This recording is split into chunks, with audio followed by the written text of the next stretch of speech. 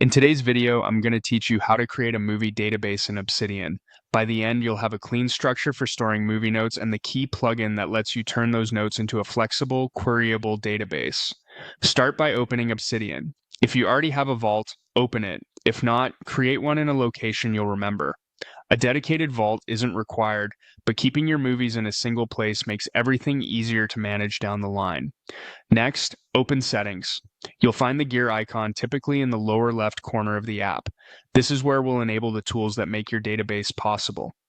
Inside Settings, go to the Community Plugins section.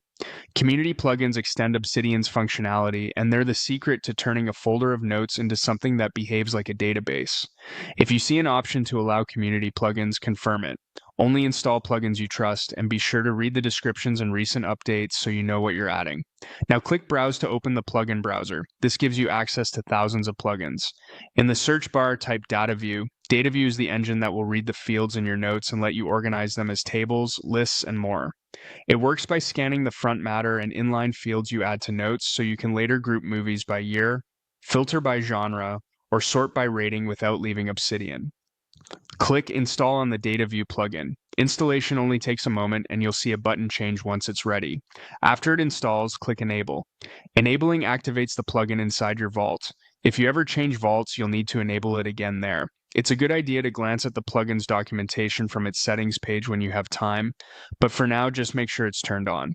With DataView ready, head back to your vault and create a new folder for your collection. Name it something like Movies. You can always rename it later, but staying consistent helps keep queries simple. If you track TV series or documentaries too, consider making separate folders so each category is easy to query. Open the Movies folder and create a new note.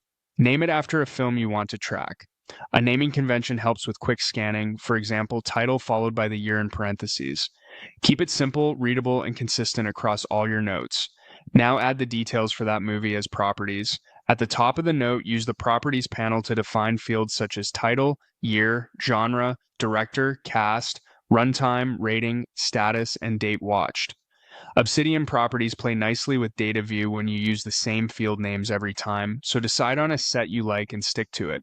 For example, use year as a number, rating as a number out of 10, and status as options like to watch, watching, or watched.